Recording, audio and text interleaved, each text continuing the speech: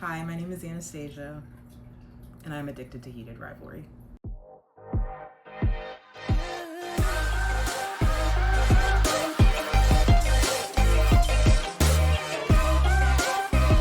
Anywho, hello and welcome. I don't know why I clapped, actually. Sorry. Been a while since I've recorded. Hello and welcome back to my channel. Thank you so much for being here. Today is it's not vulnerable. Girl, life is too serious. Today it's a openish video about my experience going to the Heated Rivalry Rave as a Black woman. So if you're new to this, I don't normally talk about this kind of stuff. Normally it's just kind of like strictly bookish, with the exception of like when I give y'all a life update. But I really want to talk about my experience at the Heated Rivalry Rave before I forget, because I am in my 30s. Let's get into it. I went to the Heated Rivalry Rave in Atlanta, first and foremost. This is for Black women that are like, hey, I think I want to do this thing, but I'm not entirely sure if it's a space for me. This video is for you. So I went to the Heated Rivalry Rave, but this year is my word is like transformation. And so something that I have vowed to do is like, hey, if there's something that I want to do because I enjoy it, I'm going to do it, and I'm just gonna figure it out later, but I'm gonna make it happen. So I have to show you guys. I'll show you after. So this was like a really good example of me doing that for myself, because I read all of the Game Changers books. I watched the whole entire series. I have tried to consume every single interview that Hudson Williams has done. And Connor Story, you're a cutie too. But I just love me some Hudson down bad. Anyways, so I saw on TikTok a Heated Rivalry party, and I was like, wow. My first thought probably wasn't like, I want to go to that. My first thought was like, white people know they can theme a party. If they don't do nothing else, they can do a party theme. Then I was like, it looks really fun. I kind of want to go. And I can't speak for every Black person, but for me, my immediate thought is like, oh, not my necklace isn't showing. Anyways, my immediate thought is, will other Black people be there? Always my first thought. So I was very nervous because I was like, you know what? I truly don't know. So then I started watching TikToks of like, hey, people's experience at the Heated Rivalry parties, and specifically Black women Heated Rivalry party. But I bought the ticket because I was like, this sounds fun. I really want to go. And I don't know anybody that would want to go with me, but that's not going to stop me from going. So I bought the ticket and I went. It was on a Friday night. Yes. It was Friday, February 6th. Anywho, I get to, firstly, shout out to my friend Jordan, because she lived like 10 minutes from the venue. So I parked at her house, and she gave me a shot because I was like, girl, I am kind of nervous, like low-key a little nervous. So me, her, and her fiance, we had a little drinky drink. And I'm not saying you need alcohol to calm down. Please don't get it twisted. But it did, in the moment, chill me out. I get there, I get to her house, we do a quick little pregame, I get my Uber, and I go to the party. When I get there, I have to walk into the building, and I've never been there before. I'll insert the name of it if I can find it. But I'd never been there before, so I did not know how it worked. But I had on a Mighty Ducks jersey, and I was like, I can just find people that are dressed up and follow them. And that's exactly what I did. I ran into two women in the elevator, and they had like Heated Rivalry trading cards. They let me choose like what I wanted, and I didn't know they were double-sided, so I lucked out because I've got this and this on this one, and then this and this on the other one. Side note, this is my favorite Connor look when he has a little bit of facial hair. So we get in the elevator, everybody's cool, vibes are nice, we're all there for a good time. The line honestly moved really quickly. Was it long? Yeah, but it moved. But I also got there on time. because I saw the videos and they were like, make sure you get there on time, if not early, so that you don't have to be stuck in the line. So I get there, I get inside, and it's like this 2-story warehouse. It is a rave, and I am 33 and I'm wearing knee braces under my cargo pants. I just want to paint the scene, like just set it clear for you. I'm not jumping at all. So I was like, I don't need to be downstairs. I'm quite content. I go, they had themed drinks. It was really, really cute. And before I go upstairs, I see a photo booth like in the back corner, and I see a long line for this photo booth. And I was like, oh my God, that's crazy. I'm not gonna take a picture. Like, that would have been fun, but I'm just not gonna take it. And then I see a man with a green screen just standing there with his hands in his pockets. And I said, well, there's no line for him. So I go to him and I was like, hey, what's this machine? And he was like, oh yeah, you can come take a picture. And I was like, okay, how much it costs? How much does it cost? And he was like, it doesn't cost anything. You can just come take this picture. Free, no line, bet. So I was like, yeah, I'll take a picture. So I take the picture. They printed it out they printed it out right then and there, and then you put your phone number in and they texted it to you at the end of the night. Look how cute. Look how cute. Side note, I wore a Mighty Ducks jersey because I've read the whole series. So I didn't want a Boston jersey and I didn't want a Montreal jersey. I'm gonna just wait for season 2 when I can get an Ottawa jersey. So I took my picture, and then once people saw me use the machine, they were like, oh, we can take pictures here, and then they got in line. So shout out to me again, my brain being like, girl, you wanted a picture, go take the picture. After that, I went upstairs and I found a nice little corner on the railing, and that's where I stood. I am 5'3". I'm gonna be honest, I'm not tall. In my heart, I'm 5'10", and my physical, I am 5'3". So I was like, I need to be at the front because I'm not gonna be able to see behind anybody. So I find my nice little corner. I stand there for the entire night, and I had a great time. They played different edits. They played firstly they played just some music.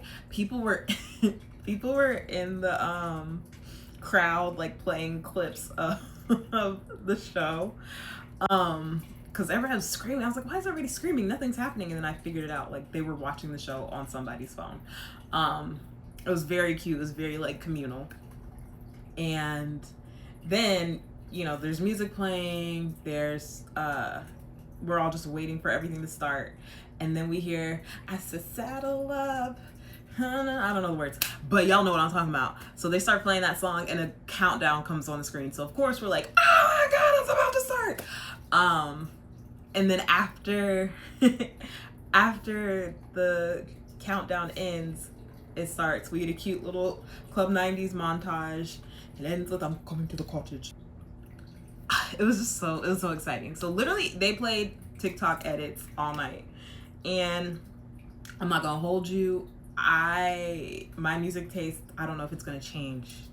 It has the ability to change. Currently it's not changing. So I was not expecting to know that many songs there, because I was like, hey, it is what it is. I know, like, the girls love them some Harry Styles. He got played. I didn't know the song. A Taylor Swift song came on. I didn't know it. And I was like, okay, it is what it is. I knew what I was going into, so I wasn't expecting to hear, like, every single song I'm gonna know. But I am but a black millennial. When they played Neo, I sang it so loud. I sang it so loud. Is he problematic now? Yes, I can admit that. And was that the first song that I was like, oh my God, I know the words? So I did sing, yes. We also got some Lady Gaga. We also got some Britney Spears, which, hashtag free Britney. I know she's free now, but just a moment, because my girl went through it. And she was like a staple in pop history. But yeah, they played, we got big old freak edit early in the night. We did get All the Things She Said, the original version, the tattoo version. I did want the remix, but I was not gonna stay to the end of the night just to hear the remix. Like, I, again, am in my 30s. My bedtime is like 9-10 o'clock, and that's when I got to the venue, and I hadn't had caffeine that day. I was nervous that I was gonna fall asleep. So the edits are playing. I'm having the time of my life. I text my friend because it's like after midnight, and she has to let me into her like gated area so I can go get my keys and get my car and dip. So I was like, hey girl, I'm probably gonna leave in the next like 15 minutes, just giving you a heads up, I'll be at your house around this time. And then they brought out a drag queen, and I said, hey girl, they brought out a drag queen, I'm actually gonna stay for a little bit longer. I'll let you know when I'm leaving. Time of my life watching that woman perform. That queen perform, excuse me. She did an absolute amazing job. She brought the crowd together. There was a man that was just in her way, but I was like, oh, you're very drunk and you don't realize that she's asking you to move. So she did have to like gently shove him out the way, because she had told everybody to clear, make a runway, and everybody had made a path except for the guy in the front. He just didn't know. He was just in his own world. But she did her thing. I had the time of my life, and I lived. And then when she was done, I said, well, I'm done too. So I did grab my things and go. Did I have a blast? Yes. I was home by like 1:45 in the morning, maybe. I had a blast. I had so much fun. I did go in Atlanta, so there was a lot of black people, and it was right before Benito Bowl, so they did play Bad Bunny. So I did get some really good music, and I got like different sounds of music, so I had a time. They had a DJ there. I didn't pay her any mind. Like, she wasn't anything to call home about. Like, you know, she looked like she had fun, and I love that for her. I didn't need her there, but either way, you know, it is what it is. But yeah, I had a great time.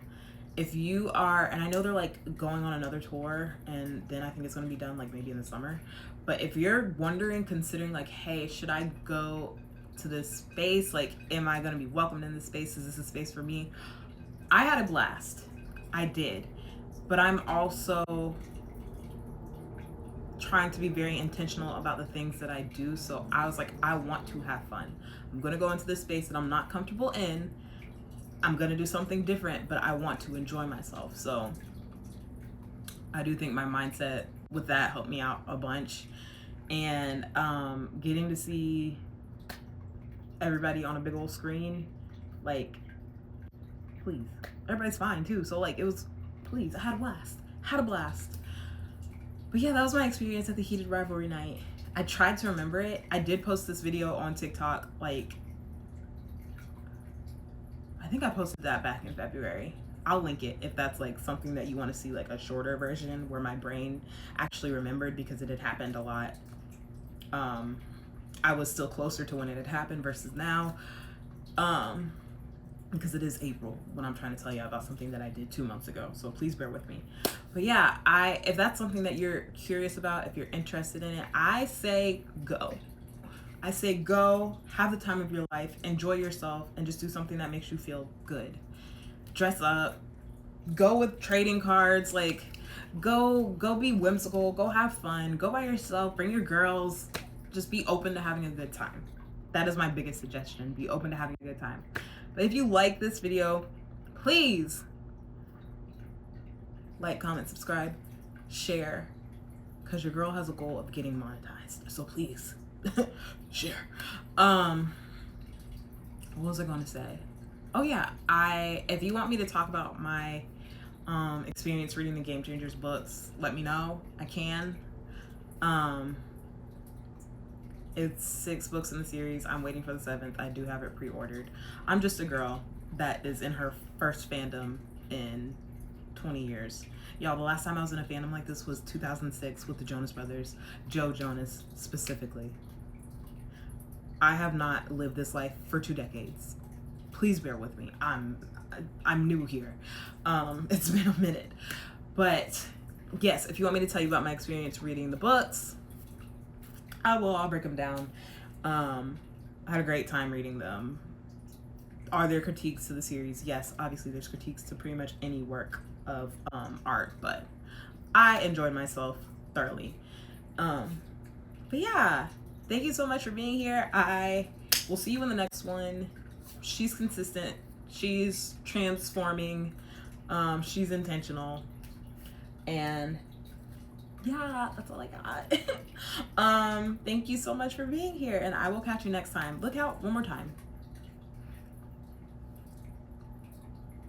I was so stinking cute. Okay, bye. Do I have a thumbnail? Shoot, do I have a thumbnail?